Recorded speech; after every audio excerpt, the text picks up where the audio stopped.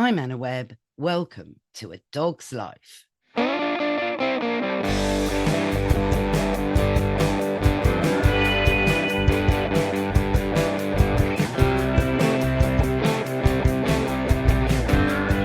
Miss Spinks, you know how much I love dog training and how I love doing it properly, for positive reinforcement, and face-to-face in person I think is best. But we're living in a modern world. This is why we're jumping on Zoom to go over to San Francisco to speak to John Honchariw, who's invented a device called Companion, which just might help pet parents with their dog training.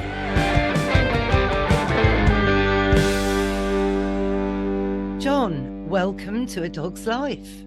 Thanks so much for having me. No, it's great. It's quite good fun, actually, to be Zooming over to California. We love it out here. I'm sorry to hear about muggy England. If you want to come over for some California heat, just let us know. We'll host you at our headquarters at the SFSPCA. Well, you know, that's an invitation that might be hard to refuse, John. So be careful what you wish for.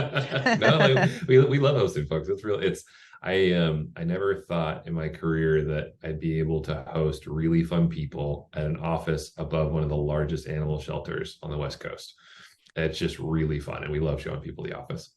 Well, no, it's a great location, and let's explain, why you have your headquarters there. Yeah, sure. So our companions, by background, we've created a device that can automatically interact with animals to do really wonderful things for the animal and the relationship the animal has with the pet parent. So enrichment, practicing training, a variety of health items, which we're starting to share more on. And originally our thought was, how can we deploy this to all of the shelters out there? Specifically, when we noticed that practicing training actually really increases adoption rates and really decreases adoption returns, like, oh my God, what if technology could help train animals to make them not only more comfortable and less anxious in a shelter environment when they originally onboarded, but also make them more likely to be adopted and more likely to stay adopted. And so our very first product in Companion was actually a box, was a companion unit that was designed to sit in shelters and day boarding facilities that could work with up to 10 dogs at a time or 10 dogs a day, and to practice all the basic obedience skills that help with the human-animal bond and help maintain the human-animal bond. Well, this sounds really brilliant, John. This sounds really brilliant. Now, artificial intelligence has really been in the news a lot. Mm-hmm.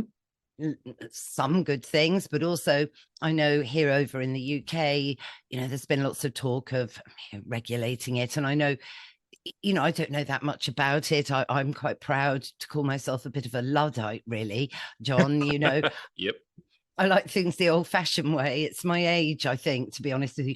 But, I'm intrigued by this device, Companion, because your PR team reached out to do a podcast, and I was like, what is this? So, I've researched quite a bit, and I am interested. I see lots of benefits of this, but also, I've got a few concerns, but let's talk about how you decided to invent this and your background with technology that led to this really quite revolutionary robot. Oh, cool. Well, that sounds wonderful. Let's talk through all those things. So by way of background, I spent most of my early career in technology. So I had degrees in mechanical, aeronautical, and system engineering. I like to think of myself as very dorky. I love to build things. And I had roles at this management consulting firm. I had roles with, and I got very lucky joining 3 different technology startups in fields I cared about. The first one was in clean energy, using nanotechnology to give lithium-ion batteries much more energy. And that company went public, and we're now producing batteries for electric cars in China today. I'm really proud of that one. Did another one in cloud, which is far less interesting probably for your audience, so I'll skip that one. But that one also got really lucky. And then I got to help with actually our current independent board members company at Companion. And he started a company called Velo 3D, which went public a couple years ago. But he created a way to 3D print titanium for things like SpaceX and space shuttles and that kind of stuff, which is super cool. So my background is getting to look at kind of brand new technologies and help try to figure out like how can we use that to solve a problem that is I care about, but also is meaningful. And with companion, and then I was at Google, and I should mention I was also at Google for some time working with a variety of the early technology units, from what Google called Google X to research, Google Research, which is a lot of the AI stuff, and then also a little bit with those crazy robotics companies like Boston Dynamics and others that have like the robotic running dog, and all that. What kind of working with those like amazingly smart people and like creative people kind of drove to me was how much technology was going to help us pick up on all of the communication that dogs already exhibit to us and that we'd love to know more about. Specifically, the idea that dogs, animals generally, including ourselves, like communicate so much through movement and posture, especially if you don't have a verbal language like us humans do. But I'm with you on that. I'm really with you on that. Yeah, it's so important, right? Like, how is your dog? You can tell if your dog's anxious. You can tell if like the simple things, like your dog needs to go outside if it's by the door, but also like the things you pick up on, right? Like, is your dog anxious? Is your dog sad? Like, you can get a sense of like how your dog movements communicates that. And you have that fact paired with this idea that we now have all of these sensors, all of these cameras all over the world, whether it's in like the camera that you look at your computer when you're talking to someone, whether it's the camera in your doorbell. But we now have those devices are capable of picking up all of that movement and posture with much more precision, with infinite patience, and with perfect memory. And so if you think about all of these animals all over the world already emitting this communication, but we can't pick up on it, we don't have great memories, but now we have all of these devices that are exploding all over the place, perfectly pick up on it for us. Like, there's no way that these devices don't help us pick up on these subtle patterns that we really want to know about. We want to know like how our dog's doing. We want to know what our dog's feeling. And Companion is that technology distilled into something that can help your dog lead a better life through enrichment, through training, like every single day for hours a day. It really sounds really interesting, but already, some questions for you. I agree completely on body posture and perhaps dogs disguising pain, because they're very, very good at that. And on your website, there's a great video that highlights how Companion can kind of screenshot the dog, I suppose. Please excuse my No, I know what you mean. You're communicating technical, perfectly. Word. Can screenshot the dog when, there's, say, a puppy, and then monitor it daily and so on. Brilliant. But a lot of communication between dogs and owners happens in the moment that perhaps wouldn't happen with a machine. Totally It's agree. stuff like eye contact. Like, the robot hasn't got eyes that are eyes. Do you know what I mean? So it's that actual living being, breathing, cellular human that the dog has adapted with for 30,000 years. We've evolved so closely, really epigenetically, so that we've done a great job in domesticating the dog. It's extraordinary. Dogs know what pointing means. Chimpanzees don't, which I love, to be honest. And a robot can't point, can it? So that's where I feel there's some limitations. Totally agree. So we are at our highest aspiration. We are a supplement to the human animal bond. And we are a way that you can have confidence that if you are having to work from home or if you're away from home, that your dog can be having a great time throughout the day. And when the device is there, you can either practice the skills that help build the human animal bond, like the basic training skills, and help maintain the human animal bond, but also that your dog has a little bit of a watchful eye out for it at home in terms of the very basic things like eating and appetite, up to the very advanced things like some of the things we're starting to publish on, such as the dog's body condition score and some of the other things that we'll be rolling out later this year. In answer to your question, let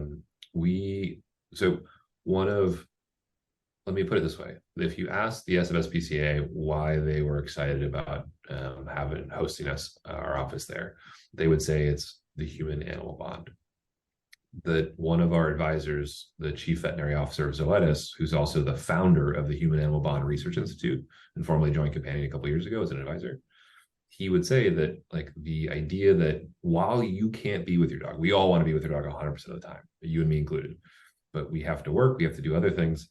And so in that idle time, if you can use that time to do useful things that are shown, like practicing sit, not for a couple hundred times, but a couple thousand over the period of 6, 12, 18 months to the sound of your own voice, or critical, like mission critical things like recall, if you really want to be sure that if you're out and about in your dog, you can get your dog's attention and get them to come over to you if you need to.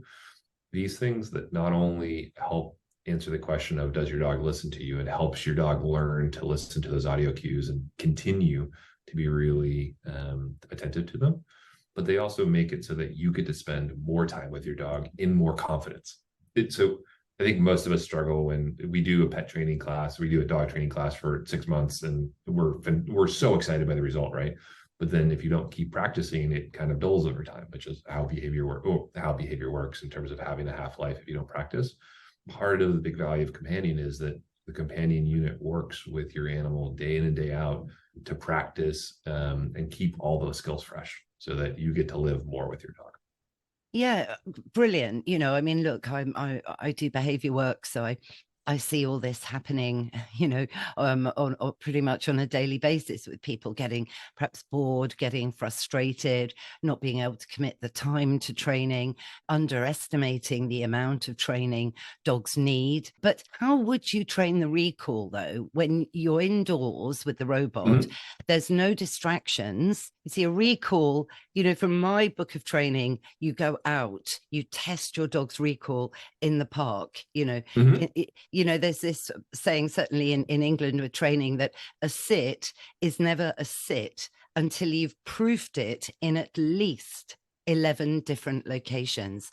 I love that. So 100% agree. And so part of, with companion, we are a tool. We are by no means completely animal behavior in a box. Like that actually, that's not what we want to do.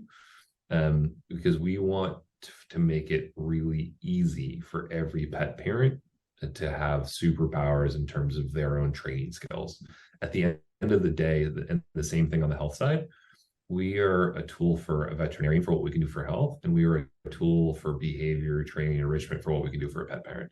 Now, what I mean by this tactically is, if, say, your dog graduates SIT 101 as part of the companion curriculum, and it's done 500 or 1,000 sits, at the end of that curriculum, we would say, pet parent, your dog would love to show off its new skill. Why don't you come into the training area tonight as your dog's doing a couple sessions, and we'll help generalize the command from the device to the human. And then once we have done that, we will say, pet parent, like, one of the things that's really helpful is for you to close the loop with your dog, practice this behavior with them.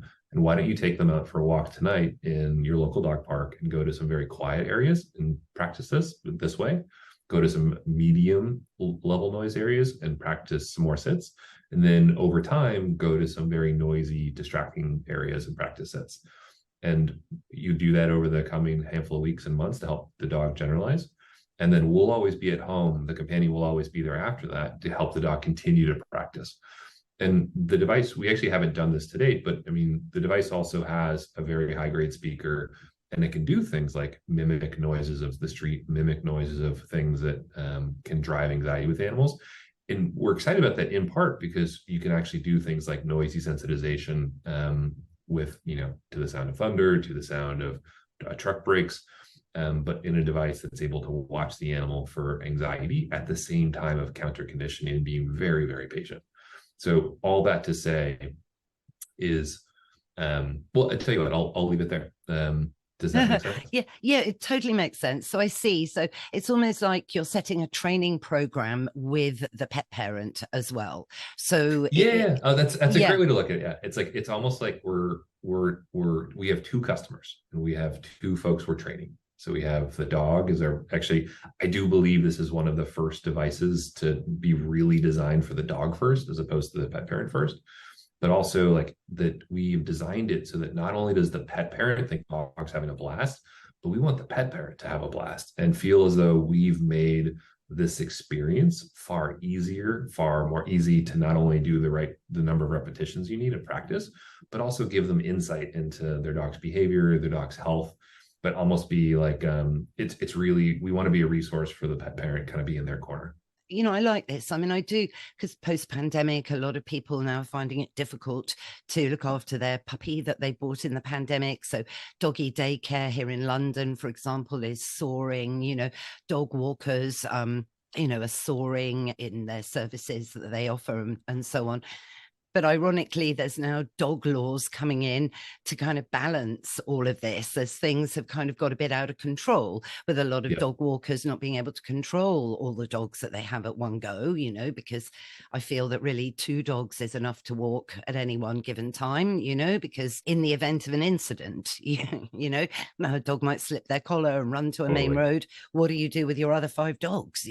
That's so I see that this is a good device to really take away from those third-party services, which one of my big bugbears is it's down to so much humanization of the dog that goes on, that I think some pet parents feel that, my toddler goes to nursery school, so my dog must go to doggy daycare, when in fact, yes, your toddler should go to nursery school because it's human, but dogs are pre-programmed to stay with their pack, in inverted commas, and you, the pet parent, should be the focus of their world, so that when you say Fido come, they come to you. And consistency, of course, is key.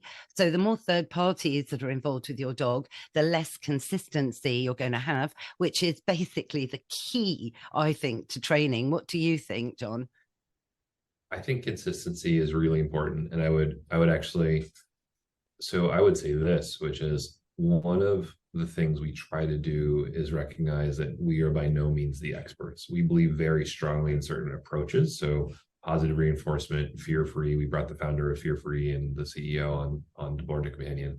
But we also work with folks like Ken Ramirez, the chief training officer of Karen Pryor, to make sure that we are using what experts would agree are some of the leading training protocols. And then we benefit massively from some of the inherent characteristics of technology, being that a machine can do things perfectly consistently every single time. They can be infinitely patient. So I think to your comment around consistency, I 100% agree. I think that to your point around being always with your animal kind of as a pack, 100% agree. And some of the things that no one was excited to see the explosion of separation anxiety that happened during the pandemic. It's going to be a very, very acutely painful thing for a dog and an owner. One of the things we were gladdened to see was that it looks like some of the side effects of these types of devices can have an immediate wonderful effect on the symptoms of things like separation anxiety or hyperattachment. We actually published, we've been relatively quiet for the last number of years, but on the one paper we did publish with our partners at the SFSPCA, it was in the Journal of Veterinary Behaviour, which showed the rapid turnaround of one of the case studies we had done with them, with an animal and a pet parent using a companion device to help with symptoms of separation anxiety. So it's still very early days for that. We're very careful about what we advertise there, because we really want to focus on enrichment, training, and some of the health stuff, because we have more proof points there. But I do believe we're going to see some really compelling solutions to some of the acute problems around animal anxiety and being away from the owner. So I know I covered a handful of different topics there. Did I hit on what you're looking for? Yeah, look, this is all really, really interesting. Because there's been other devices, obviously not the same, not using artificial intelligence, before, where pet parents, I should say, rather, have a smartphone, and there's a video on indoors, and they can look at their pet and make sure the pet's okay. And then I think a couple of them are voice activated, so you can kind of have a conversation with your dog. So actually not like companion at all. And on those ones, I've kind of postulated that they could make the dog more anxious, because the dog could think, well, where are they? Have they gone to heaven? Are they talking to me?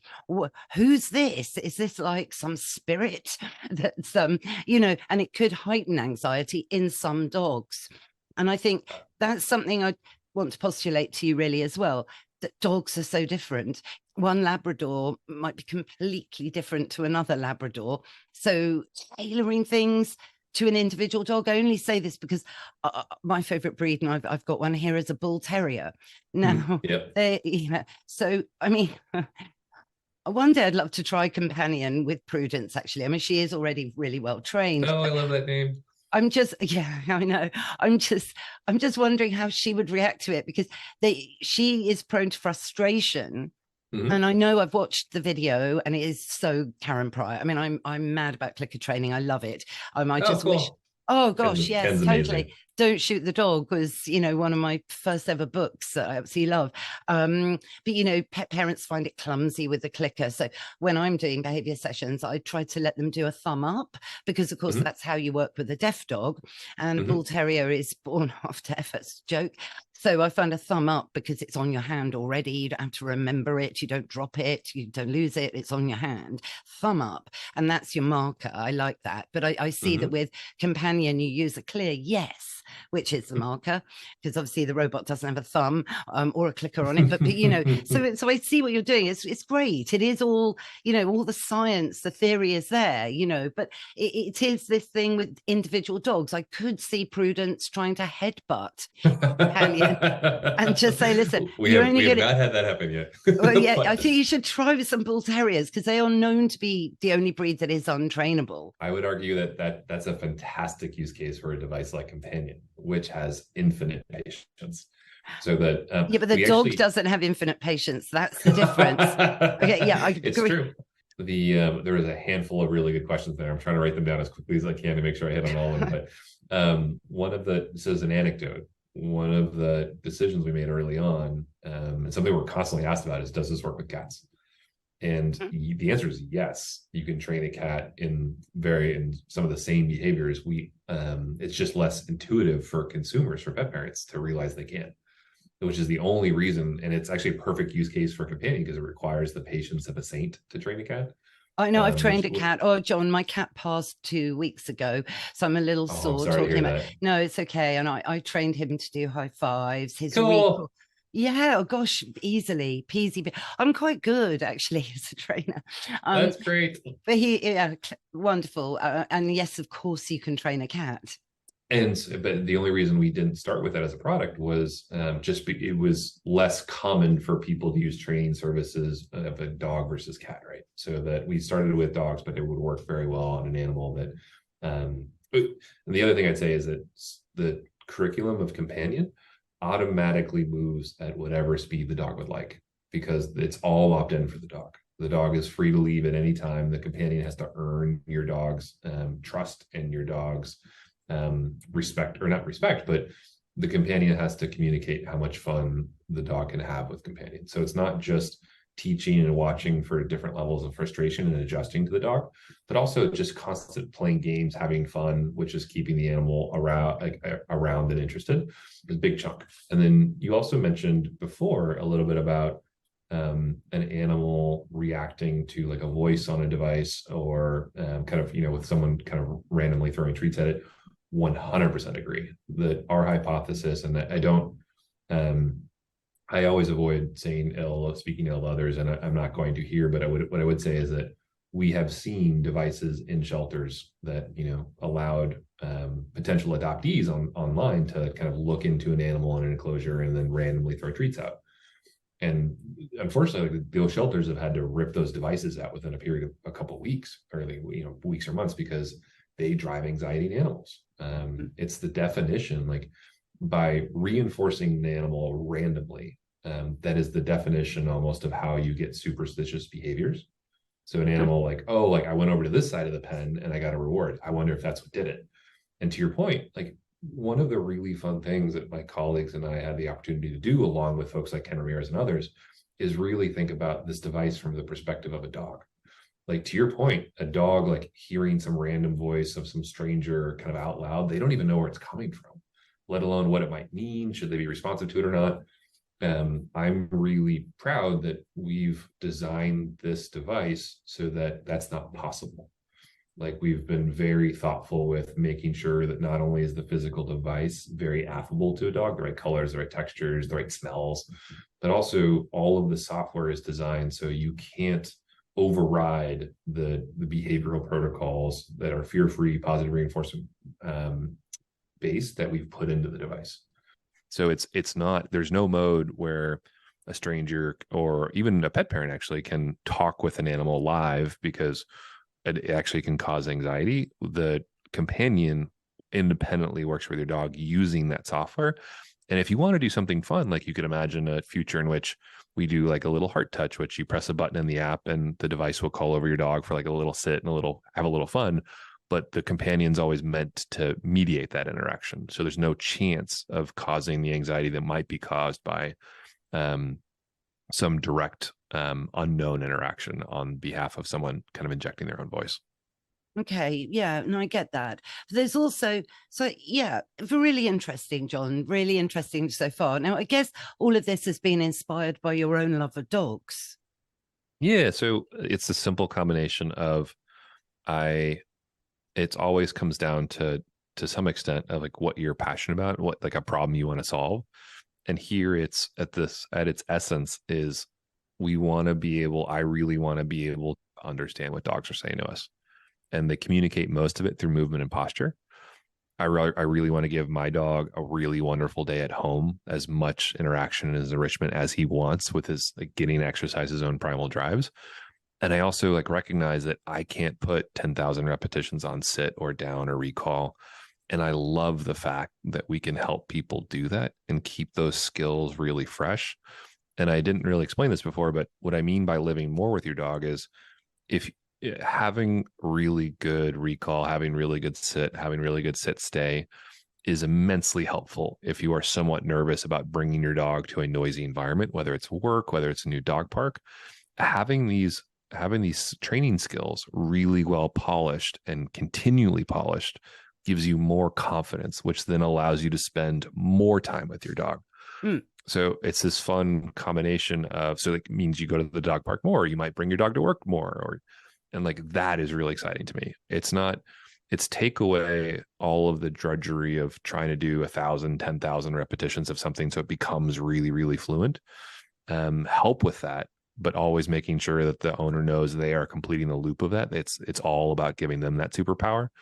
And then as a consequence of that, not only filling that idle, potentially anxious time at home, allowing that owner to actually spend more quality time with their dog in more places. Like that just seems like such a cool win-win. I think it's brilliant. I think it's great, but I think the pet parent has to take this.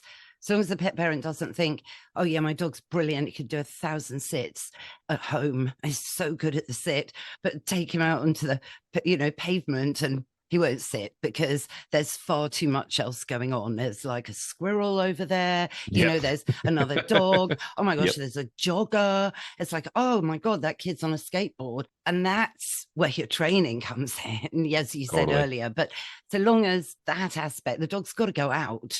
And at the end of the day, like we 100% agree with that statement, with exactly what you're saying, and I'll give the analogy on the veterinarian side. So we're starting to make more announcements on what the technology can also do on the health side, which we're really proud of. And we've been very direct in communicating with all of our veterinarian partners that this is a tool for them. There is no instance where a device should automatically make a diagnosis, automatically kind of intercede in any medical form without looping in the veterinarian, because they are ultimately the most important part of an animal's care after the pet parent. And in the same way with behavior, the pet parent is always the most important part of the interaction with the animal. Like we view ourselves as a guide, as a tool, as a way to give you more leverage on your time. But to your point earlier, to our conversation earlier, a big chunk of what the value we can bring is also making those techniques for how the pet parents can then explore, generalize the behaviors, make them better. That's a big chunk of what we're good at too. I think, pet parents could really benefit from Companion. I love the health benefit side. I know I read a piece about how a Companion can monitor obesity, which of course, I think in the States, it's as bad as it is here, where I think 50% of all dogs are, fat. I will say the word. And that's not good because that promotes diabetes now in dogs, which never used to even be a thing in dogs, and arthritis, heart disease, and early death from lack of movement. So I think that aspect's interesting. You know, I notice actually one of my big things is not to have slippy floors in a home. So whenever I go into a consult, the first thing pet parents hate me for is saying, I'm sorry, the floors are no good. See how your dog's skidding on the floor? Well, over time, that's going to cause micro lesions and they're going to come back to bite you and so on. And so I make everybody buy runners that are attached to the floor. So, Good for or, you. you know, big squares of carpet or whatever, rugs, you know, that are stuck on, so that, because dogs love a nice purchase under their feet. So that's something I do. But yeah, so I don't know whether other advice like that would form part of the package. Oh, I love that. Here's an idea for free. And I view, I think that's super cool. I think like at the very least, we want to try to capture some of maybe the best lessons from like a Ken Ramirez or a Mike, like on the behavior side or training side, than like a Mike McFarland on the veterinary side or a Marty Becker on the fear-free side, and make those available to folks. I think that we view this device as being a tool for the trainer that the pet parent might be working with. So like, I still think that, and actually the trainers we've talked to typically view this as the companion as a wonderful thing, because what it allows them to do is to have intensive training sessions with the pet parent and the animal, and specifically on the things that you just highlighted earlier, which are like, we can't help you with on-leash behaviors. The companion can't help with situational items besides giving you really good grounded basic training skills. But we're a big believer in having, as much as you can, having a wonderful relationship with a trainer and a behaviorist. And then the companion can essentially help do the homework. So it can help do some of the repetitions that a lot of these things really need. And what it can do is provide candid shots of movement to it's animals typically move very differently in a clinical setting or an unknown setting as opposed to how they move at home, much more candidly, much more relaxed. And so just the ability to be able to monitor, record the candid movements is really valuable for behaviors and veterinarians especially. And just to say I know I was kind of vague on the health side. Let me the BCS, kind of the animal obesity you mentioned, 100% agree. We're super excited about that. Like, it's more animals. It's the number one health problem in the US when it comes to dogs. It essentially leads to shorter, worse lives in terms of exactly as you said it. And then one of the other things I hope to be able to make more about it public is, for the last 3 or so, maybe more years, the companion unit and the companion service has been able to tell when one of our users' dogs is in pain and the owner doesn't know. Simply because of what you just highlighted, which triggered the thought to mention this. But at the highest level, what the device is looking for is, how is your animal moving? And with the benefit of the perfect memory that a computer has, it can see if your dog is moving subtly differently of a week ago versus 6 months ago versus 5 years ago, with perfect memory. So that if your dog might be a slightly overweight and actually might have some of those symptoms you just mentioned, like osteoarthritis coming on, we believe the companion's going to be in a great position as an early warning system to say, in the ideal world, we would give you your dog is good for a walk today. Yes, it looks a little sore, but it's just sore from its run the other day. Or something like, you know what, we think the soreness is actually indicative and looks very similar to some of these other conditions we've seen. Take this video of your animal's interactions with the companion, can distill down, and go talk to your veterinarian about taking a look at what they're seeing.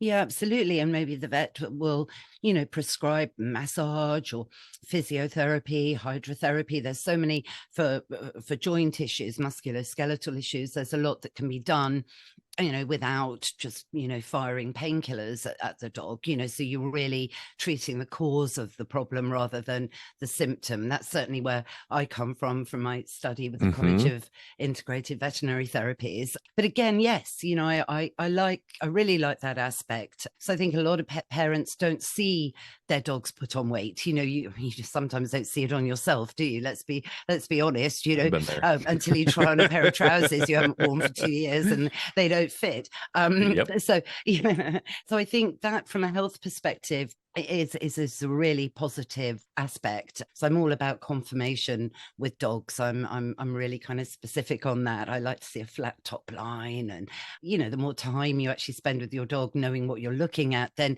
you can do it intuitively. But of course, a lot of pet parents now are first-time pet parents, so they won't necessarily know. And I think in a way this is all an education. A lot of people don't even know how to train their dog through positive reinforcement. How do you train a sit? No idea of the easiest thing in the world to train, but for me. But then with companion backing up, I see all the logic. I'm warming to all of this, John, a lot more, and I'm loving your enthusiasm for it and your passion coming through. Because yes, if it can keep dogs unabandoned, keep dogs with their pet parents for 15 plus years, that's a great thing. We're seeing in the UK a lot of dogs shelters are brimful, they're bursting, the cost of living crisis isn't helping either, so it's quite a bleak horizon out there now for dogs. Yes, and so maybe as a way to put an end cap on kind of all of the more advanced things I mentioned on health, on BCS, on pain, we're super excited about all that. But if we could just help fill the idle hours with things that help exercise the dog's fundamental drives and gives those dogs a better life at home, which the companion does, we will be very proud. We will be very happy with that result. The fact that we believe we can do all these other things, and we're starting to show that, is even more exciting. But to your point, just allowing these loved ones at home to have a really awesome day every day, and you get set proof of that with videos coming to your phone. It's just really fun. So quick question, can you kind of get the companion to do fun things, like maybe you hide something like a Kong stuffed with something delicious somewhere where the dog might not be able to access it easily when you're out, and then could the companion be programmed at a certain time in the day or whatever to say, hey Fido, it's time for your Kong, go find it, Yeah, sorry, I love it. I am too enthusiastic occasionally, and my exclamation becomes an interruption, which I didn't mean. No, it's fine. The short answer is yes. So our customers can already start a session just by pressing a button on the device. They can press a button on their phone, whether they're at home or whether they're away, and they can also schedule sessions throughout the day. And so whether it's starting a companion session, it could be a game, it could be practicing training, it could be something else, something behavioral related. It can be a variety. It's very, very flexible. It's meant so that it can be like a treat that you put it kind of a la carte, like you get to control every single one, or you can set it so that your dog gets 10 different sessions throughout the day at 20 minutes at a time. And one of the things that was really fun to see, and actually something my dog and I do too, which is we feed 100% of our dog's calories through the device. So not just kind of the 20% of treats that you might use for just training only, but also we mix in his kibble with the treats, so that every 4 or 5 dispenses, he gets a treat in addition to his kibble, and he basically gets to work and have fun with his meal, eating slowly over the period of the day versus just one big gulp at the end of the day. And we've seen people kind of do this either with, like do all the week, all through the week, they feed 100% through the companion, and they might do some fresh meals on the weekend for fun. But you could consider it kind of the world's most advanced food puzzle, if you want to look at it that way. Yeah. Only problem is some people don't feed kibble. I'll let you think on that one. Exactly. Then that might not work so well. But John, so when might this be coming to the UK? Yeah, so as soon as we can satisfy the demand in the US and we have the bandwidth to do other countries, is a simple answer. We want to make it as quickly as we possibly can. We're shipping to, I think the first ship date we made available for next year was February. And right now we're sold out until August of 24, I think. But our intention is to sell out the first 2 years of production within the next couple of months here. And I'd like to make them, there's nothing about the device that is US specific besides the power adapter. And we'd like to make it available to the UK as soon as we can. But I don't have a timeline on that now. But we do have, what I would say is, we actually have, in addition to Mars and a couple of venture firms really proud of, and a couple of animal charities that have invested, we've also had investors from places like Australia. So we have a vested interest in expanding out globally as quickly as we can. Oh, no, fantastic. Well, please come back on, John, when that moment of crossing the pond is about to happen. And it would be great to meet you in person. And I'd love to have an experience with the companion as you know, it's the future. It's something I appreciate. You have to embrace technology. You mustn't be afraid of technology. Speaking about myself. And totally yeah. So no, really great. Look, thank you for this conversation. Just what's your dog called and what breed is he? We have this wonderful dog named Boomer, who you can find on our website. We think so. He's a rescue from the SMSPCA. He's about 5. He's got this beagle face, and we think you can see the dachshund in his body. But he's the most wonderful little dog. Like, he is a snuggler. So like, he's often like, you'll catch him in the morning with his head propped up on the pillow next to you, like under the covers, which is pretty fun.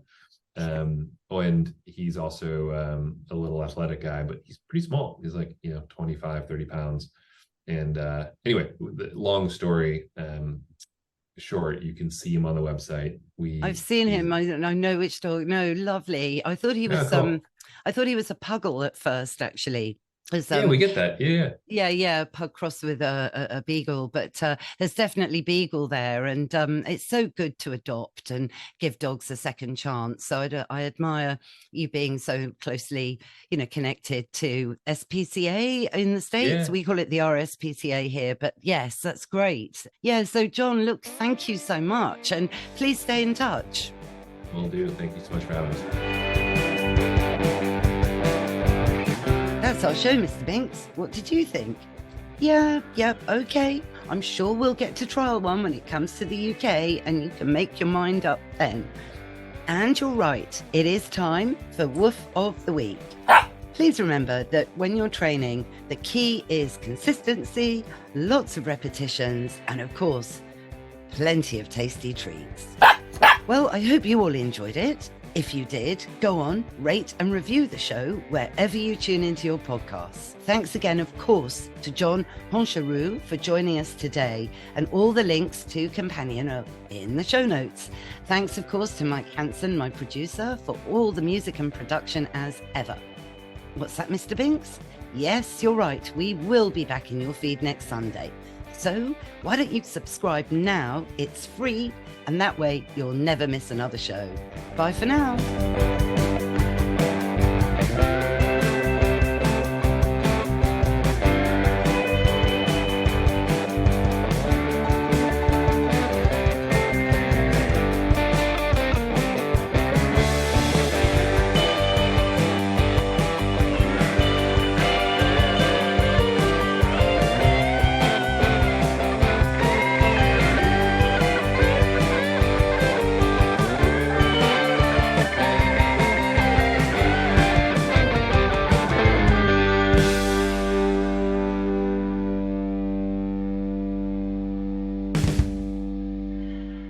Pod people.